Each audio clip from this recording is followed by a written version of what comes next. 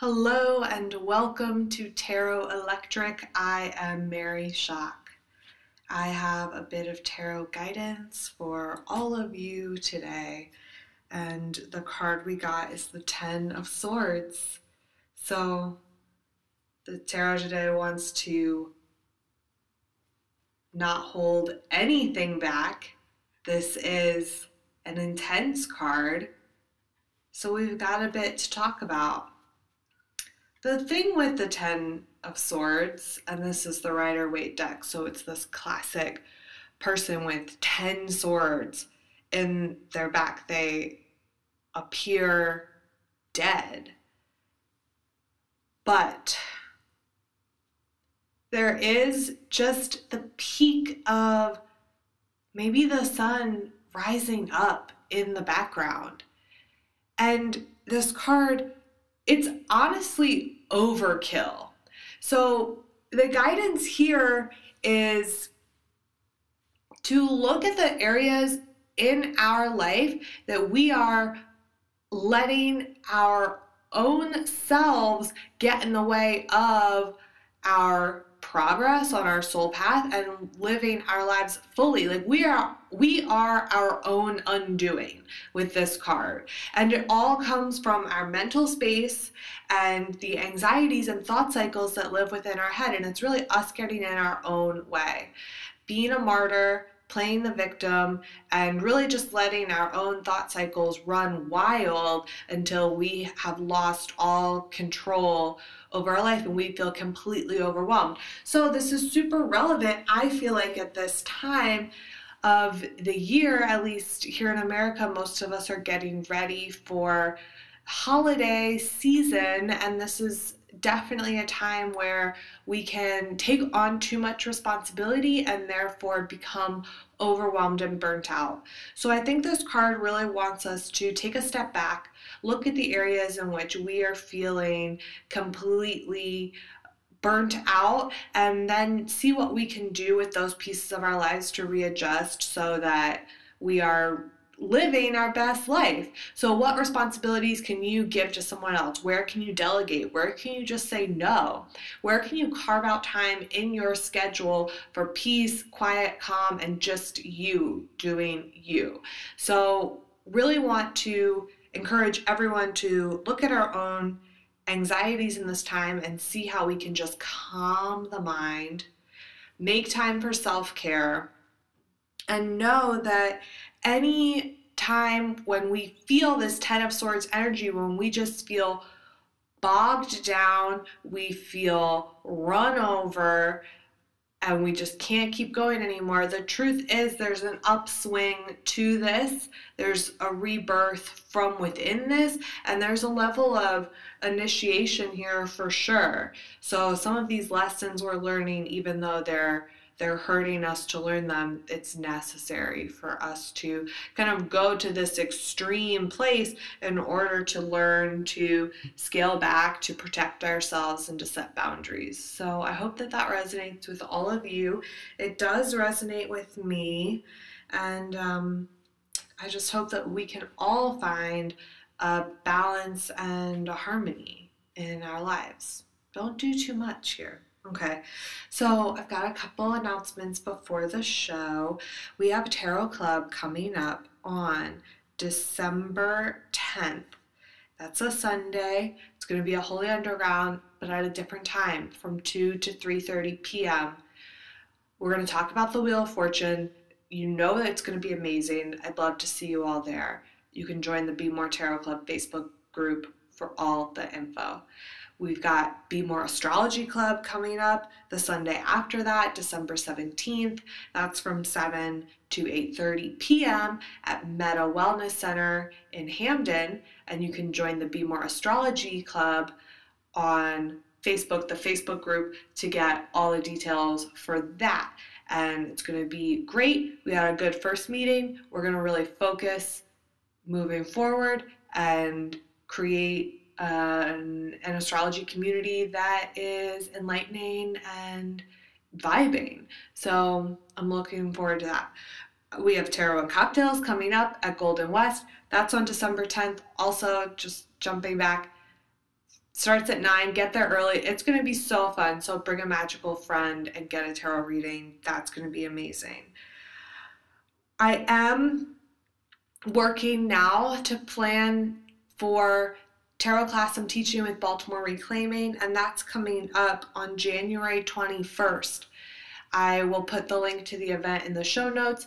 It's going to be literally amazing.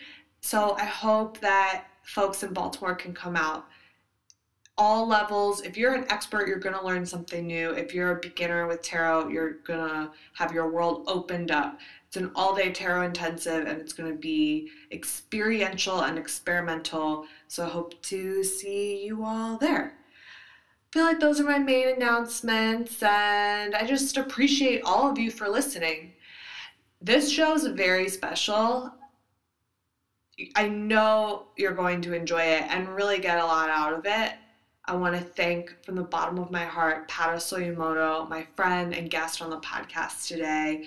Pata is a Reiki Master, a teacher of all things, an artist, an activist, and a generally cool person, and I feel lucky to be your friend, Pata. So thank you for coming on the show, and I hope all of you enjoy. Pata, thank you so much for joining me on Tarot Electric. It's truly an honor to have you here. Well, I am so glad to be here with you, Mary. Aw. Yeah. This has been a little while in the making. I feel like as soon as I really put my podcast dream into motion, I knew that you were a person that I was going to have on Tarot Electric as my Reiki teacher, and just a general magical person and mentor for me. I really appreciate you in my life, and I appreciate you being on the podcast. So thank you. Well, thank you for having me. And I, of course, right? Meant to be. Meant to be. So as we were chatting about, there's so much that you and I could talk about for an hour on the podcast, but I really want folks to meet you, to meet Pata Suyemoto, and to understand who you are and what your journey is. So could you give us a little intro of who you are, what you do? And we know you're teacher, artist, healer, Reiki master, bike master, so jewelry maker. I could literally go on and on. So who are you? That's a hard question. But I mean, just in terms of who I am, because all of those things are what I do, not who I am. But it's just sort of interesting to think about. But anyway, I have, I think, 6 business cards. Literally 6 business cards, different business cards. One for my artwork, for jewelry making. I make spiritual jewelry with the gemstones and the metaphysical properties of the stones, and I love doing that for individuals who really maybe need healing, or I often ask them what they want to manifest in their life, and I've made confidence necklaces, and I've made for people starting a new job, and so they really want something that helps them with that, and so I have one business card for that, and I have a business card for Reiki and for other magical kinds of things, like I do house clearings, or various, I've done hand fasting rituals for people, in addition to being a Reiki master and teaching Reiki and being out there giving Reiki and, all that kind of stuff. I teach bicycle riding. I have another card that has bicycle riding. So I teach people how to ride bicycles, people who have never, ever ridden ever, or up to people who want to get on the road or are training for a triathlon. I'm not a coach, but I can get people to the point of thinking about a training plan and all that kind of stuff. So I do that range of things, and which is also interesting enough. It's all spiritual stuff, though, because like the bicycle riding teaching, for instance, is about 80% fear management for people. It's helping them on their path. And I'm always saying bike riding is like life. You have to be moving forward. You can't pedal back. You have to pedal forward. It's forward motion. It has to do with keeping your balance and that kind of thing. So I feel that all of that is not. It's not just like bike riding. It's like the spiritual and people who are learning to bike ride. often it's something that they have felt shame about. They don't know, they feel very, it's just a big deal. So I'm blessed to be on that journey with them, and the other thing I do is I have a card. I'm a mental health activist, so I work in the Asian American community specifically on issues of mental health, and sometimes these things kind of come together. Recently, I had a student, a bike riding student, who was learning how to ride on the street, and she was going to go away overseas for a trip, and this trip, was a bike riding trip. Anyway, but she couldn't because she got a diagnosis of breast cancer. And one of the organizations I work for, called Asian Women for Health, we do work with cancer survivors and trauma survivors. And so I was able to hook her up to that organization and getting support and everything. And it was just really beautiful because it was like this sort of like, way, okay, so I do this and I do this, and it all connects, and it's all about helping people. And then I'm trying to think of, I'm also have a PhD in education. So I do some education consulting and tutoring and stuff like that, which, it's all about like learning and a spiritual path and that kind of thing. Yeah. Mm. So what we can see is that you're busy. Yes. Right? And I love that you connect the spirituality to everything that you do, and being a teacher. It covers everything. Absolutely. Right? Like, you're just a born teacher. That's how I feel. I feel like I was born to be a teacher. And I resisted it for a while because I thought, particularly teaching in schools, I thought, oh gosh, I don't want to go into a school system and be all the politics in the school systems and everything. So I did end up going to school and becoming a classroom teacher and then a professor. But I'm not doing those things now, but teaching is like woven into my life. And I say I'm blessed. I've taught everything I've ever loved to do, which is true. I mean, I've taught art, I've taught Reiki, I've taught bicycle riding, I've taught English, I've taught writing, I've taught poetry, I've taught science, I've taught biology, which is fascinating to me too. I mean, I've taught a lot of things. I've taught spiritual things, I feel lucky to be able to like receive your teaching, especially in the Reiki spiritual realm. It's been a real blessing for me. Well, I'm really glad because I feel like that's really special. The whole spiritual mentoring and understanding how, to be a spiritual being walking in the earth and every day, right? Because that's, I think, people who are really in the spiritual path, that's what I've come to. And we talked a little bit before we started about my own personal healing journey. And the way I became a mental health activist was because I struggled with depression since I was 12. So, and that experience of going down deep in dark, is very dark goddess, right? I mean, you go down deep, you go down dark, and then with work and blessings, you come out, and I feel like I don't know if do you know the story of Inanna? I do. Yeah. You got me really interested in Inanna because you gave me those goddess cards. Yes. And I remember you finding her card and saying, you resonated with her. And then recently I've read another story that really beautifully described her journey and with her sister, right? Yes. And the whole thing. And I was thinking of you the whole time I read it. Wow. Yeah. Yeah. So Inanna, she goes down to her sister who is in the underworld, right? And I'm not going to tell the whole story because I'm not even sure I can get all the details right. So if you're interested in it, you should all read it about right. it. But the fact that she goes down, in the process of going down, she has to take off, she's the queen of earth and heaven, and she has to take off all of her queenly vestments and to go down and to meet her sister, and a lot of stuff happens, but that going down and just being basically bare bones, bare naked kind of thing, I think is sort of analogous to what happens when people get really depressed. It's like everything's to the basics. It's like you can't, like eating and sleeping and doing anything small is hard because you had to like strip down to like the very basics kind of thing.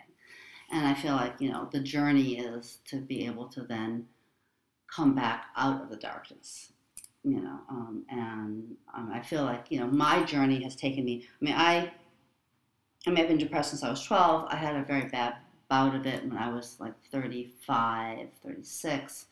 That has basically lasted, 20 years, but it's gotten a lot better. I mean, when I first, was struggling so much, I couldn't get out of bed. I would have 3 double cappuccinos and still need a nap, which, it sounds crazy, but that's what was going on. And I had to leave my regular job. It was really hard. And like the thing about it is that what I turned to was my spiritual path. That was one of the things. I figured that art and spirituality, those are the 2 things that sustained me. And having a daughter. Having a daughter was the trump card. I had a daughter, and it was definitely, when I had a daughter, I made a promise that I was going to be there for her. That was like, that's the contract. I believe that about mothers and children, our families, but mothers in particular, that you have a contract, you have a baby. It's like, they didn't have that choice. You brought the baby into the world. So anyway, but she was a reason to live and to grow. But to do that, I had to go through my own process. To be there for her, I had to do the work on myself. So what did that, if you can and feel comfortable sharing, like what did that work look like in terms of finding health in your mental emotional space and like working with the spirituality? Mm-hmm, mm-hmm. Well, before I had the sort of serious bout or whatever, I don't know, I had started on a path of being a solitary practitioner, neo-pagan, Wiccan, whatever. The language doesn't suit me. I call myself an urban shaman because I feel like that's better. That's much better, for me, because I combine all of these things into a healing practice. Sort of who I am is about. I feel like everything I do is sort of healing. Like healing people from their childhood traumas and bike riding. Really. So, but I also, I guess, the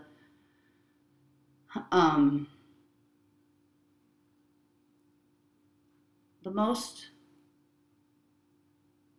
most important thing for me was just realizing that that there was something bigger than I was or am. That there were things that I didn't understand, and that was okay. It was okay I didn't understand them, but it was also important to know that I was not necessarily. I feel like I have agency, but I also feel like the universe kind of takes care of us and like gives us messages and things like that. So it's not like you have the entire power to make your life whatever. It's like it's an interaction. It's a dialectic or something between your agency and the universe's will and power or something like that. So when I was really, really depressed, I just sort of started doing more ritual, being, I have a prayer practice. I do, I have an altar that I've created. I'm very interested in different kinds of altars too, like, that are spaces, sacred spaces, creating sacred spaces around your house and in your space. Even when I was a professor for a while before I stopped working there. But I had a little altar in my office, and that kind of thing. So I just felt like it was really important to have that spiritual reminder and that spiritual presence in different places that I was. So what I did, I did a lot of spiritual work. I did a lot of collage. Really, some of it was very dark and kind of crazed collage. And you can actually look, if you look at my collages, you can actually see a transformation in terms of what I sort of, as I start coming out of that deep, deep, deep darkness. And I'm not saying for myself, I still struggle with depression. It goes up and down, but it's like not that intensity that basically derails your entire life, because that's what happened. My life was totally derailed. It's not what I expected, not what I wanted, but there I was. So, and then, I mean, I also did a lot of other practices. I mean, I was getting acupuncture. Actually, at one point, I got to the point where I was like, all this medical stuff wasn't doing anything. I have what they call treatment-resistant depression, which means I've been on more than 3 drugs that have failed. I've probably been on, I don't know, 50 drugs that have failed. Luckily, I'm on some medication now that helps, and I'm one of these people that feels like whatever works for people, and that people have their own choices. I'm not dogmatic about any of it. Like, not like you have to take medications or you don't have to take medications. It's like everyone has to find their own path. But so I do medications, and I have a therapist. I'm very lucky. I have a therapist who has been fabulous. It wasn't always that way. I had some really nasty therapists, but anyway. But I have a good, solid relationship with a therapist. So that's sort of that Western, kind of treatment stuff. And then I've done acupuncture, and my acupuncture has saved my life at certain points. I mean, I would say, Steve, I feel like I'm going to end up in the hospital. I'm going to end up, dead. And he'd be like, you're going to come every day. I was like, okay, I'll come every day. So he would treat me. And even when I couldn't afford it, I'd babysit his kids. I mean, it was like really a relationship that was important. So I did acupuncture, sound healing, which was really interesting. Just the whole ways that, sound can move energy. And then when I got introduced to Reiki when I was doing acupuncture, and I took Reiki 1 and 2, and then took the master's levels, and found that I could do Reiki on myself, and then I could heal other people, and that moving outward too. Like once I got to the point where I had some healing, I started moving outward. So, going and doing things around Reiki, teaching Reiki, teaching collage. I developed a workshop with another woman, Gail, on loving kindness meditation collage. And so we took the loving kindness metta, and we play that, and then we have people do collages based on their own, on really looking at themselves and being compassionate for themselves. So we do this sort of healing collage thing. And so, that's been really, really powerful. And it's such a gift to be in the presence of people who are learning, and who are learning about themselves, and who are trying to put the pieces together. And so I feel very honored in that way. And then I started riding my bicycle. I met my partner, and he was a big athlete, and I've never been an athlete in my entire life. I mean, in high school, I was in the literary magazine, and that was a good place for me. I was a writer, whatever. But I started riding my bicycle and learned that I loved it. I loved riding my bicycle, and but that was also healing. Even from the endorphins that kick in from exercise to, bicycle riding is very freeing. It's that feeling of like, whee, I get to go out and be outside and stuff like that. So that was part of my healing as well.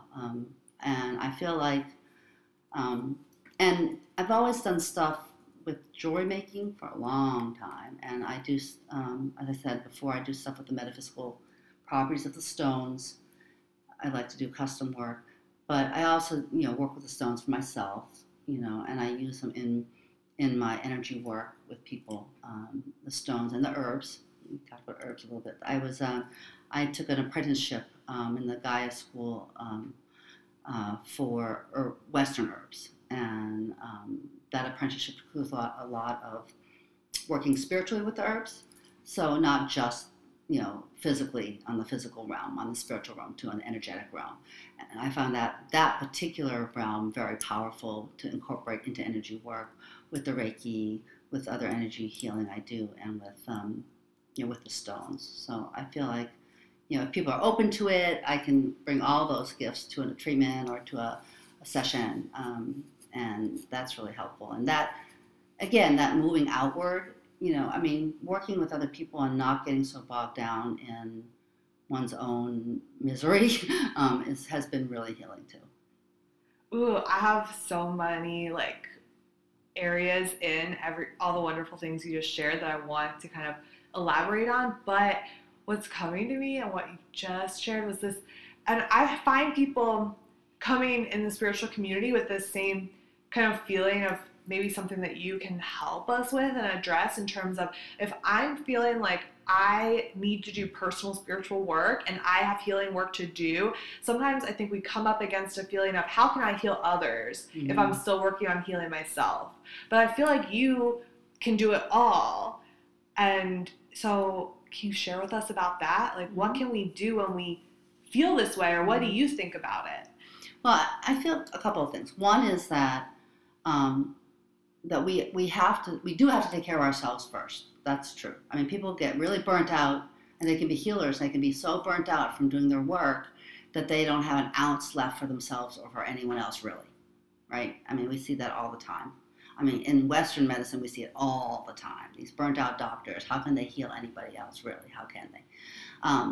But I also think that there's like the wounded healer, that idea of the wounded healer, and the fact that in some ways having those wounds allows us to have the compassion for other people with wounds. I mean, if I never experienced the darkness, how am I going to understand your darkness? Or the stretch is bigger. Let's just put it that way. You know what I mean? Like people, I don't think you have to experience everything to be to be able to relate to somebody, because that no one would ever relate to each other, really, right? So I do think, though, that the wounded healer allows us to be able to say, yes, I am on a healing path too, but I have something to offer to you, and it's a little bit of a dance, because you have to be able to know yourself well enough to know when you need to retreat too. You have to know yourself well enough to know when you need to regroup, because a lot of times people will be wounded, will be giving and giving and giving and giving, and then find themselves flat out, which is not a really good model. It's like that sort of in between piece where you go out and you help other people, and that is its own energy.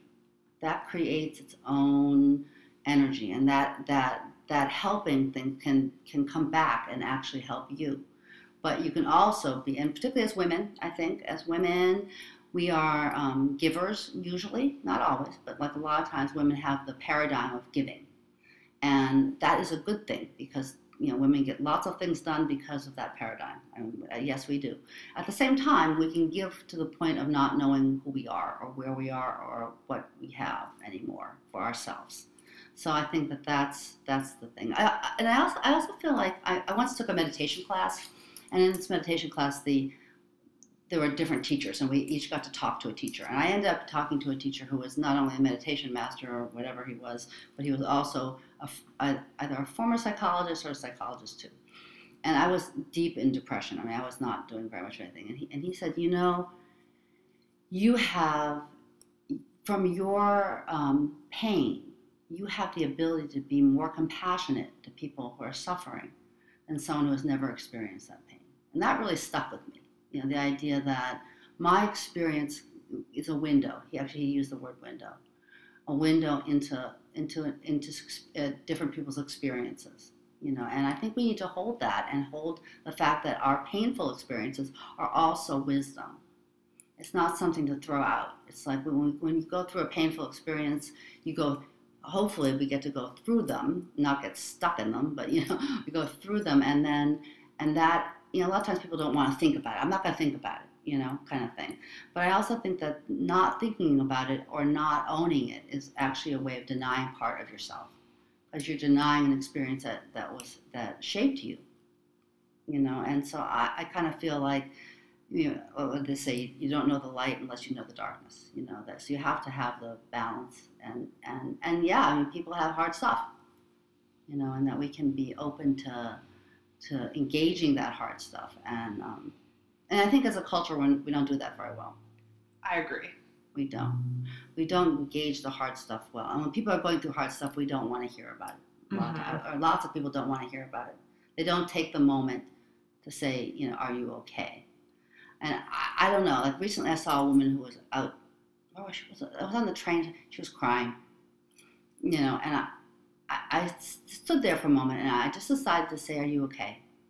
She was, "I'm fine, I'm fine, I'm fine." But I just hope that moment of like acknowledging that, because it's weird. I don't want to make it better for her. I just want to, know as a human, right? As a human, is there anything that I could do that would make this moment better for you? And that's just holding space, right? That's right. Holding the space, and we don't do that much, No. and we don't do it for strangers even less. Like that holding of space, like acknowledging something that's going on. Right. We don't do it for strangers, and I feel like sometimes we don't do it for ourselves either. That's true. It might be easier to do that for the person you love, a family member, the person right next to you that you love. Like maybe you can go to them and say, "What's wrong? Like I'm here for you." Mm-hmm. But if it's so outside of ourselves and that it's a stranger, then it's like distance. And if it's ourselves, then it's push it down. Push it down. Right. Just get on with it, right? And I think we have those messages. I mean, that's part of the culture system. I mean, when someone dies, it's like in 2 weeks people expect you to be over it. Mm-hmm. That's crazy. I'm sorry. That's insane. And I mean, we just had the Baltimore ceasefire here, and I feel like a lot of times, when something like that happens, when someone dies is murdered, then it's even more problematic because people don't know what to do with it first, and they don't know how to hold the space for anybody. Yeah, and I think that's something, particularly in the spiritual community, that we could do better with in our own communities, is to be able to say, is to really take the time to just sort of say, is what's going on with you, and really be present for the other person too. In little ways, I think it would make such a difference. Yeah, I agree. But I really appreciate that you were able to visit for this very special weekend we just had with the Baltimore ceasefire, and that you and I were able to do some work around that and hold space for the other people doing work, because I feel like Baltimore is learning slowly but surely. And you're right, it's super problematic, especially when we're dealing with homicide, and it just gets so complicated with issues of racism in the city. So spiritual leaders of Baltimore or communities not feeling, not being able to hold space for the homicides because of how intense they are. And I feel like because it's all like in Baltimore, so many Black people are losing their lives. So it's this distance that the white spiritual community gets. And I feel like, we're all slowly but surely learning and coming together. So I just appreciate you being here and able to hold some space with me in the way that we were. It was so meaningful. And that for me too, I mean, that brings me to one other thing that I do actually, which I sort of forgot, which is I do social justice work. In fact, in all of the spheres that I'm in, and particularly as a person of color, I feel like, as an Asian American woman, I've experienced a lot of injustice, and certainly the injustices of the past. I mean, my father was interned during the war, so, in World War II, he was in a camp, and, there's a way in which I don't think that as conscious beings, we can separate the social justice work from anything else we do. It's like the spiritual work. It's all connected, and it really drives me crazy, to be honest, when there is a lack of understanding or a lack of willingness to really address the issues of racism in the white spiritual community. It totally drives me nuts. And, and for me, I mean, I do a lot of work with a lot of white women. And, that's okay. I mean, and I love that. I love my my spiritual women friends and that kind of thing. But sometimes I feel like, wait a minute. Okay, all right. So you're on a spiritual path, but you're not going to engage me into the hard discussion about race. Right? That's what happens to me. And what happens to me is, like, a lot of times, like, I'll have a racist experience, and you walk into a store and they look at you cross-eyed, you just know, but the people, like I have white friends say, that wasn't racist.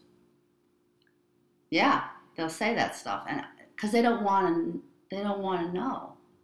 There's a sense of like, that's that's a whole nother realm. But I don't think we can do healing work, individual healing work, without looking at cultural and institutional healing work too. I mean, Completely. I just can't. And that part of that work, particularly at this very moment in our history, has to be around racial social justice. I agree. And I feel like it echoes what we were saying earlier with the Inanna story of we have to go to that darkest place. Mm-hmm. We have to look at the problems that we have within our society, within the systems of our society and the individuals. So all of it, and we really have to acknowledge racism and how much it exists in order to come up and out of it, right? That's right. And people don't want to go to that dark place. No. And they don't want to feel bad. Sure. And I get it. You don't want to feel bad. You don't want to feel bad. And, but at the same time, there are ways that, I mean, just from my own experience, mm-hmm. like feeling discomfort, feeling pain, feeling anguish, feeling grief, those are all really important things to feel about something that is pretty sucky. You know what I mean? It's like, yeah, I mean, the ways that, people have been oppressed, and every group has oppressed, well, I think, yeah, basically most groups have oppressed somebody else somewhere along the line, right? I mean, but it's also the case, so, I mean, but to own that, like that those actions, those oppressive actions, and the ways that it work, the way that oppression works in our culture, is hard. It's just hard. It's because it means to say that I am not always a good person, right? And if I'm not always a good person, I don't want to be that person, right? Right. But a lot of times people get stuck, and rather than say, "Gee, I am not always a good person. What can I do to change that and to bring it around and to make it different so I can be better in this area?" They're not willing to do the looking at just the fact that, you can't escape, I believe, you can't escape being racist in our culture. You can't escape it because the messages are so strong, and, we've been brought up in this thing, and we can't escape having those thoughts, or, the dichotomy, all the stuff, that happens. I agree. But we can acknowledge it and work on it. Exactly. And there are many ways to do that. I mean, and that's the other thing. Not everyone has to be marching in the street. They don't. I mean, you can hold space for people.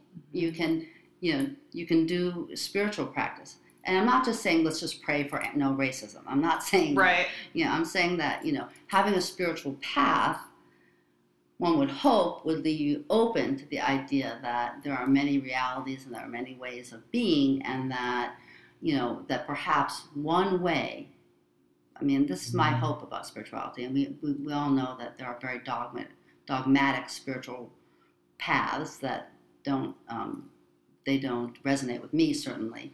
But I also feel like true spiritual path where you're really looking at who you are and trying to do good in the world and all that kind of stuff. You're also thinking about, well, who am I and how do I relate, and being able to look at yourself a little bit. Yeah. Yeah. Yeah. It's just that inward looking, right? I just feel like, the first baby step has to be, just being aware, and then listening, and like allowing women of color and Black people of color to share their stories, and then for white spiritual communities and white people in general just to listen and not to deny. That's right. Right? Like that's got to be the first bare minimum. Right. Right. So thanks for coming and like sharing with us, and everyone that listened to this podcast and didn't stop it when it got tricky, you know, and made them uncomfortable. Right. And then kept listening. Like that's the first step. That is right? True. That's absolutely true. And I also feel like it's like important, and as a person of color, as an educator and a person of color, both. I feel like I mean, what I can do as an individual, and not, you know, everybody has their own path, like, you know, but I feel like I can say, thank you. Thank you for just listening and not putting in your thing and not trying to get, you know, out of the, you know, out of it, right? Because it might be uncomfortable, but being uncomfortable is not the end of the world. I'd rather feel uncomfortable than feel like a shitty person later. Good point. Yes. Yes. How does your work in mental health serve Asian American women specifically? Because I feel like that's in a similar track, you know? Yeah. Yeah. So, I mean, I do a lot of different kinds of things around Asian American mental health. I'm a wellness coach, and there's a program called Achieving Whole Health Body, Mind, Spirit that is in the Asian American community, and it was developed to be a wellness program for Asian Americans with the cultural relevant, you know, material in the program. And the reality is that Asian American women ages 15 to 25 have one of the highest depressive symptoms and the second highest suicide rate of women who, you know, who are struggling and that way. And Asian American elder women also have a huge, they're on the highest suicide rate. So, you know, so there's an issue, there's a problem in our community, in the Asian American community, about these issues. And so what I do is the Breaking Silences Project, I'm a co-founder of something called the Breaking Silences Project, which is a project about Asian American women and mental health. It's an education project, really. We have 3 sort of tracks. One is on their performance piece. We wrote a play, actually, and I'm in the play, which is sort of funny because, I mean, I've done a little acting, but not really. And the woman who I work with, Christina Chan, is an actor by training and a playwright by training. And she, and I'm a writer, so I wrote a lot of it, and we worked together. But she was funny because at one point I say, "So, Christina, are you gonna like do a, you know, one-woman show, or are you gonna, you know, get another actor?" And she goes, "No, you're doing it." I'm like, "Really? I am. Okay, all right, I'll try." So we have the show that we do it, and we have an excerpt which is 10 minutes that we do a lot of conferences and to open up, you know, forums and classes and all kinds of things. So we do that. We also have I do a lot of speaking engagements where I incorporate my own personal story in relation to like culturally competent care and like, you know, issues around parenting and being depressed or all these kinds of things, you know, these sort of important issues that and I share my personal story in relation. And, you know, part of the whole being in the Asian American community is the Asian Americans, it's very stigmatized in our communities. And I think that, you know, to be able to break the stigma, you have to be able to talk about it and talk about our experiences. So I do a lot of that. I've taught at many conferences and that kind of stuff. And I do a lot of work on committees. There's the Asian American Mental Health Forum that happens in Boston every year. We're on the 9th year. I've been doing it 9 years. It's a great little conference. But the thing that it does is it brings people who have mental health concerns with lived experience, practitioners, researchers, and policymakers at the same table on the same level. And we've worked really hard to do that. And I'm always yelling at people saying, no, what about the people with lived experience? Like, how are they going to see this? We're not talking down to us. You're talking with us, and we have important information for you too, you know. So I do that, and I'm on a number of other committees. I'm on the Department of Public Health, Suicide Prevention, Community Advisory Board, and things like that. So I do that work. And then we have the other thing that Breaking Silences Project does is we're hopefully working on a book. I mean, it hasn't been in full force yet. We started trying to get people to write pieces, but it's so stigmatized in our community. No one's willing to write. So we're thinking about doing some interviewing, but we haven't gotten there yet. So yeah, so those are some of the things I do. The work that you're doing is literally saving lives. Yeah. Yeah. Right? Yeah. Wow. Yeah. And one of the things is the last piece, the last phrase in our play is, and together we might just save each other's life. Yeah. That's it. Yeah. Yeah. So, you're amazing. Well, thanks. Yeah. So this is going to be a little bit of a segue, but I wanted to talk about your work with the crystals and the herbs in the Reiki. The energy work. Is this a cool time to chat about that? Sure. I think the thing about so you've heard this from me before, that there are a couple different ideas about how to use Reiki, right? That's like Reiki and only Reiki ever. Like there are people who feel like you learn Reiki and you only use that as your treatment modality. And that's fine. And I mean, I can do that for anyone who wants a Reiki session, just Reiki, straight up Reiki, But I also feel like, a lot of times we have other gifts. You have tarot and your work with herbs and I have herbs and I work with stones and you work with stones too, but you know what I'm saying. But, so I have used, the energetics of the stones and of the herbs in conjunction with the Reiki to create a treatment that, an energy treatment that uses different pieces. So like, the herbs, sometimes I'll actually sprinkle herbs on people or around them. Sometimes I'll use them like these sort of bags and do the energy through them. But different herbs have different kinds of qualities. Like burdock is very grounding, and so I might do something on the root chakra with burdock, or that's a really clear example. But but sometimes I'm called to use different herbs with a client or whatever. The stones are similar. You might use a green stone, a jade, and a heart chakra kind of thing, and work with that. You might, some of the stones. Like throat chakra stuff with lapis or turquoise or those kinds of stones. And the thing that's so interesting about stones and herbs is that it's not a one note. You know what I mean? Like they all have multiple things that they're doing, and it works on a lot of different levels. So if you're looking at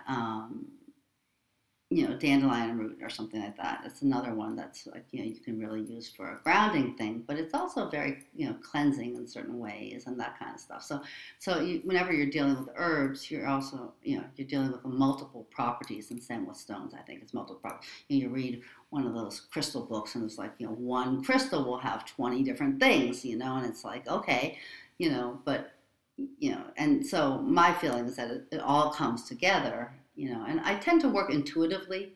When I do Reiki, I tend to do more of an intuitive session, and then really get a sense of, well, what does this person need around the stones or the herbs? I don't always use stones and herbs. It depends on the person. It depends on what's going on. I also do another kind of energy work called Ki, and sometimes I'll use that instead because it just feels like that's needed.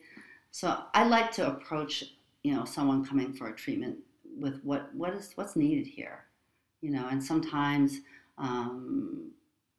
they need to talk, sometimes I don't, sometimes they need the herbs, sometimes they, that doesn't feel called for, I'm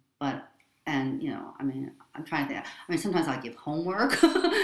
I've done that before, but yeah. When you showed me your to-go box of like Reiki, mystical to-go box, I was like, oh my gosh, because it was so good and so packed with, crystals and then the herbs. It really struck me. I thought that was so cool. I'd never read about anyone doing that, and you showed me how you would have the little bags of herbs and you can put them right on somebody's body, right? So you might put the burdock root either loose on their feet or even in the bag right on their feet and just give the Reiki right through that, right? Right. I love it. Or you turn them over and you put it right on that at the sacrum.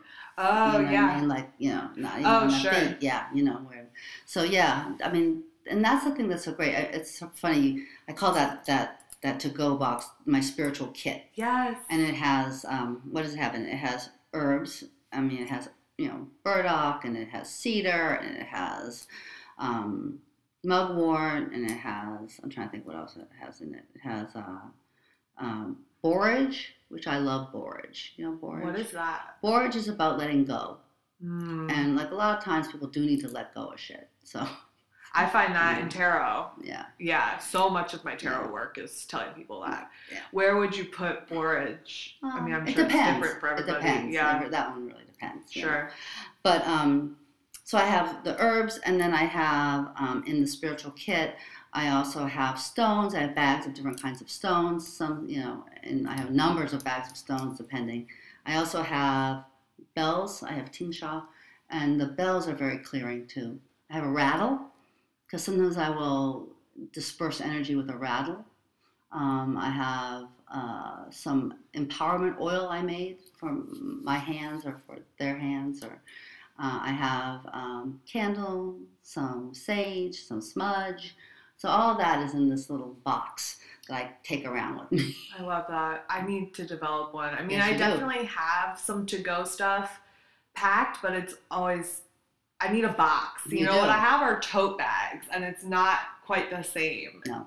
And when you have tote bags, things constantly have to get unpacked and repacked. Right. But if it was in a box, it would just be in the box. That's right. I gotta get, like a big toolbox, right? Yeah. I'm gonna get one. It's actually a sidekick, an art bin sidekick.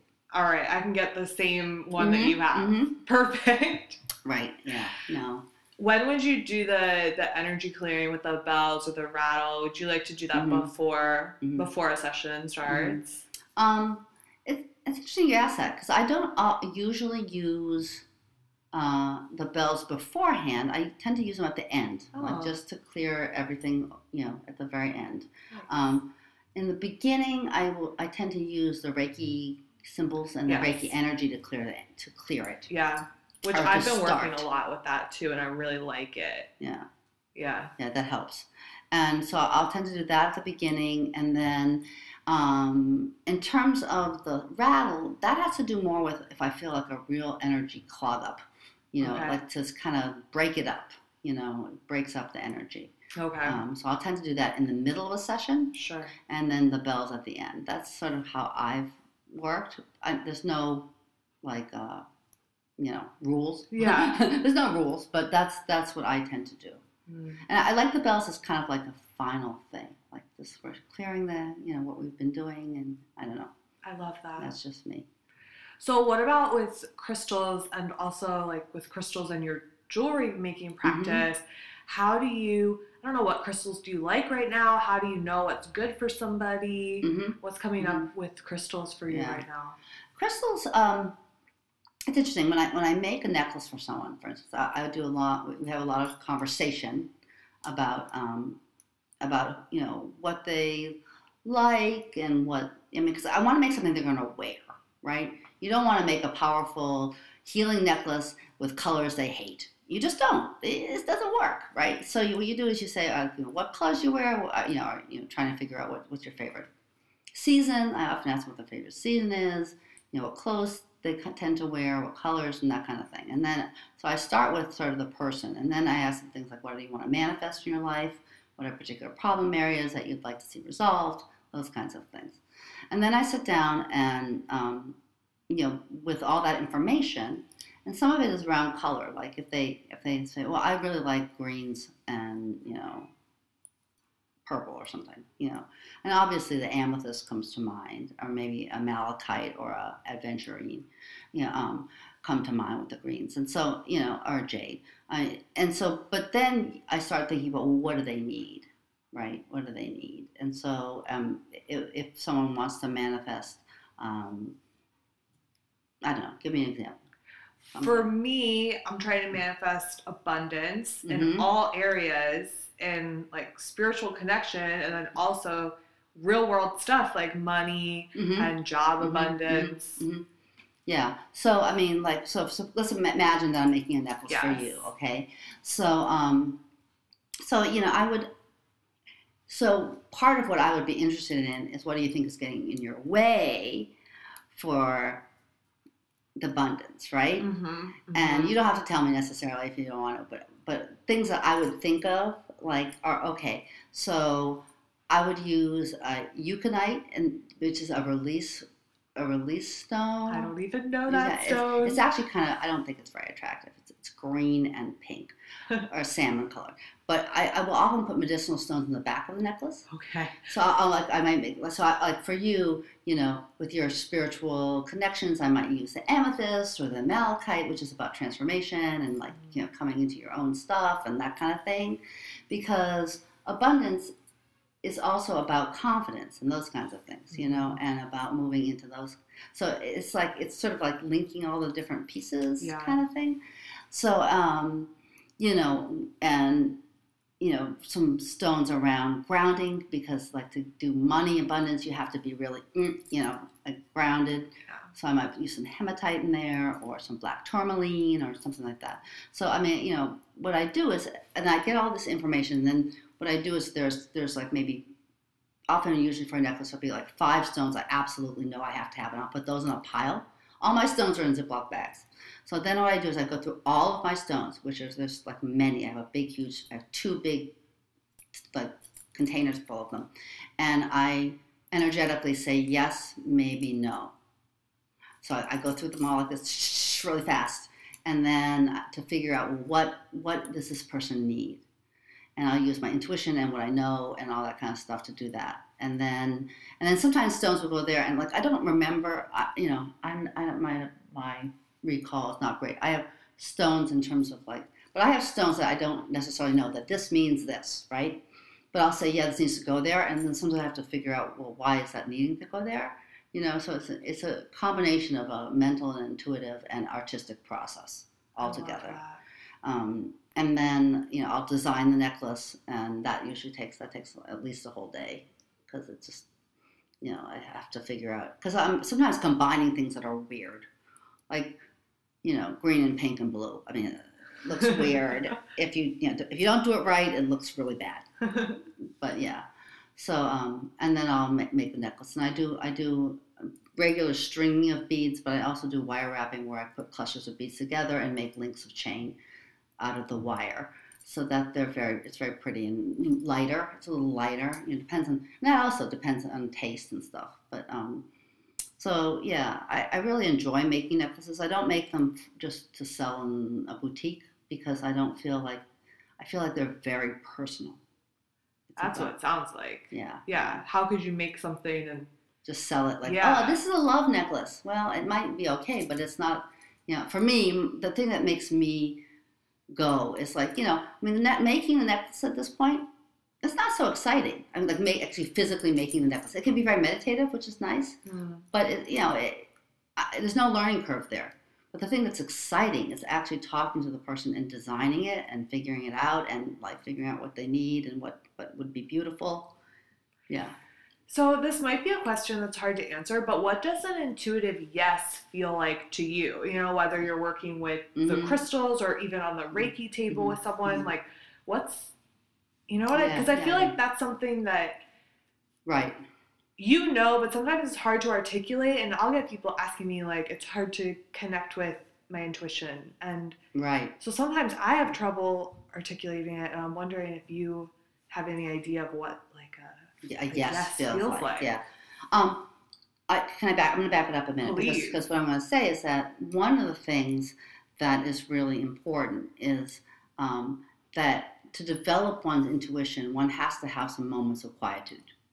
That you can't listen. You have to. The first thing is to know how to listen to your intuition, and to do that, you can't do it if you're always busy and you're always like on your phone, and you just can't. I don't think you can. Personally, I mean, and sometimes we develop, it becomes honed enough, so even with those distractions, we can hear our tuition. But if you're just starting on that tuition thing and you're wondering, how am I going to hear a yes? You need to have some quiet, and you need to have that checking in with yourself. You need to work on just that sense of what it feels like, right, at different moments, and that checking in is really important. But I think a yes to me feels like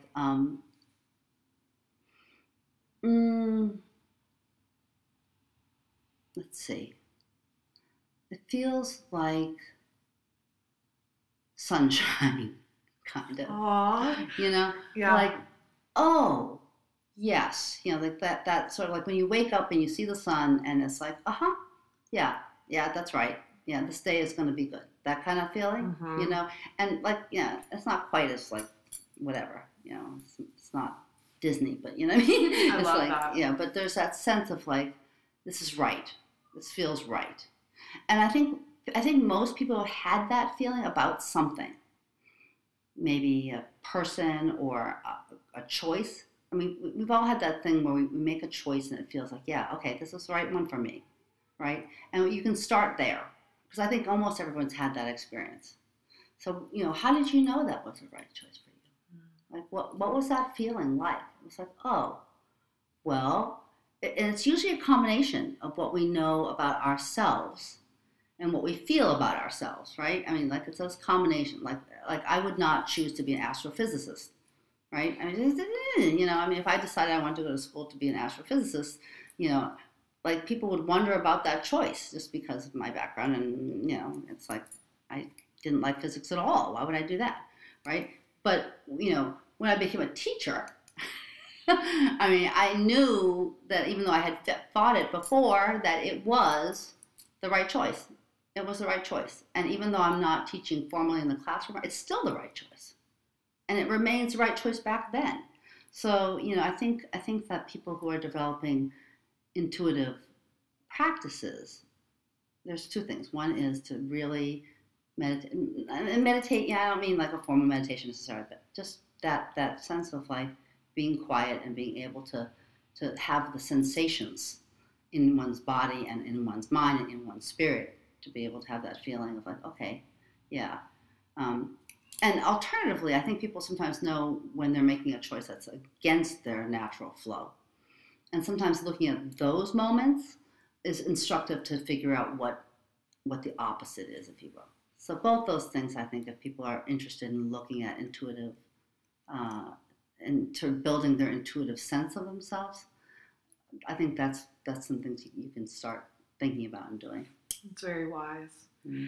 I'm wondering if you got that kind of sunshine feeling when you decided to take your huge bike journey. Do you want to share what that was about? Because I feel like it's fun. So amazing. Yeah. Literally mind-blowing to me to imagine what you did. Well, it's that bike trip. I took a bike trip across the country from Bedford, Massachusetts to Dayton, Washington State. I went with my partner, and we were on our bikes for 3 months, and we took 3 months. Now, it takes, younger people were doing it much faster, but that wasn't the point to do it fast, right? The point was to experience things. Now, when I first started the trip, it was really, when we first planned it, it was, my partner was like, I have to do this. That's a lifelong dream of his. And he was turning 60, and he was like, I have to do it right now because I might not be able to do it in 5 years. And it was like, yeah, good point. So anyway, the first part of the trip was this frenetic getting ready, which I didn't really think about it. I didn't have, it was really driven by him, right? So it was like, okay, let's do it. So, we sold a bunch of stuff. We got ready.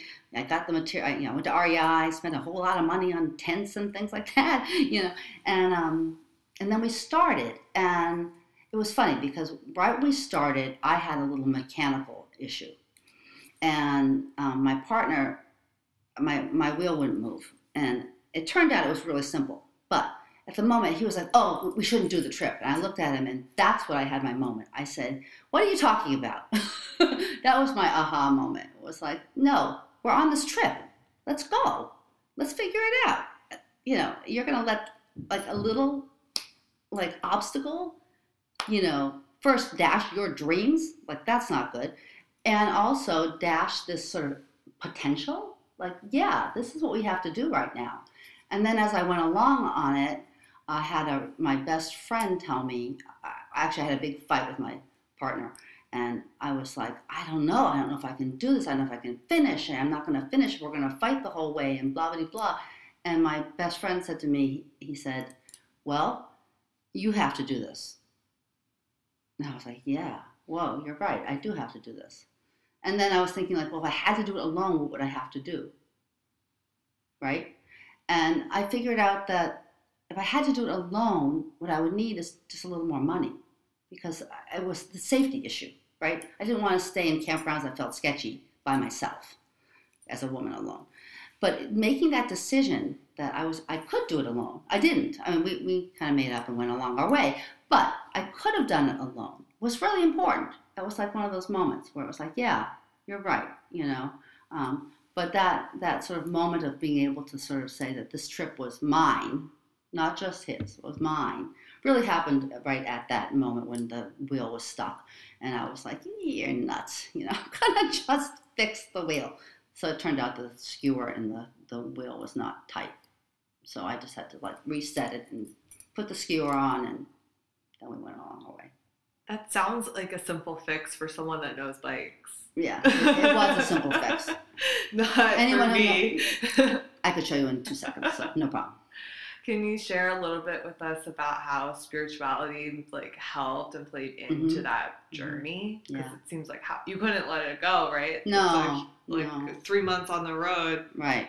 So, I mean, one of the things I developed was a prayer practice I did on my bike, which was, you know, just sort of like, I have my little like words I say and stuff like that. But you're out in the open. I mean, it's kind of amazing. It's kind of like, you know, I mean, people talk about God's country or something, and it really is. You know, I mean, we're in the Badlands and we're going along the edge of the roads, and like there's beautiful rock formations and buttes and stuff, and it was like, wow. It just was. It was chill. I had chills, you know, going through these places. So, I mean, the beauty of the country, you know, was awe-inspiring, right? But I also had my own personal prayer practice and you know, some of that is just, again, that quietude. Like you're on the road, you're just pedaling. You know, you have choices. I mean, some of it is just being able to connect to spirit, which is so abundant in the landscape too. That feeling of connection, you know, that ability to. And then we had some really powerful moments with people where they were just so kind and open that you really gave you some hope and humanity. You know, I mean, there's like. I mean, we went into one town and we just rolled in and we heard, you want a Coke? We're like, what? Who is that? And then so anyway, this family came out and they asked if we wanted a Coke. And it was like a little tiny town that had like a sweet shop, and they had different flavored Cokes. You know, so we went in, we got a Coke and talked to the father and the son and the daughter. And it turned out that they had a particular interest in the bike, people coming through bikes, and that someone had come in before, and a cyclist had come in and was taking pictures of the mayors of the different small cities, and so they had a book about that.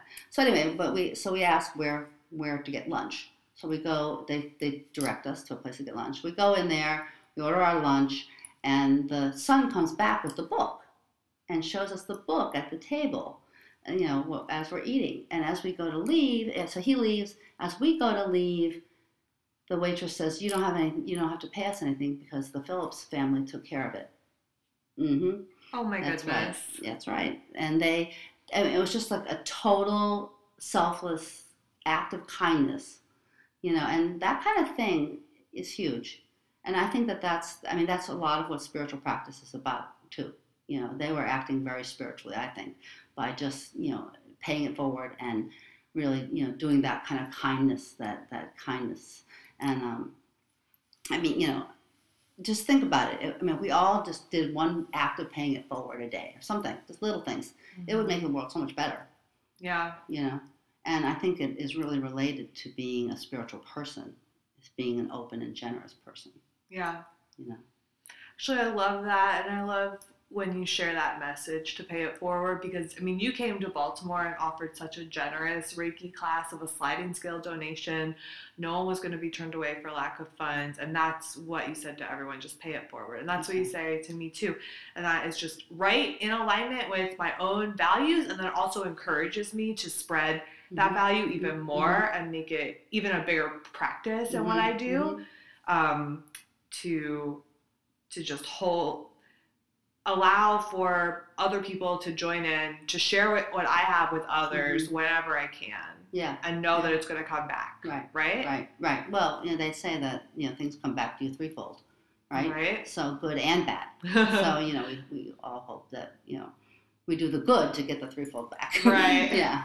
Well, I definitely feel like you're doing the good and the most, and I just appreciate you so much. Well, I love you too, Mary. I love you. Tara, how can people find you if they want to connect or get in touch with the work that you do? Where should we send them? Okay, so if you want to get in touch with me personally, I am on Facebook, and you can friend me. Please say that you heard the podcast, so I know it's not just a random weird person trying to friend me, because I try to be discerning. There's a website, the Breaking Silences Project.com, and the is really important. So it's the Breaking Silences Project.com is another place you can find me. There's a place to leave comments. You can check out the work I'm doing. And I also have a blog, the polka dot, again, the is important, the polka dot journal .wordpress.com. And I have another blog that will link you to previous things from that place. I'll put links to all of that in the show notes so that people can definitely find you. And I just want to thank you again for being here. Well, that was fun. It was fun.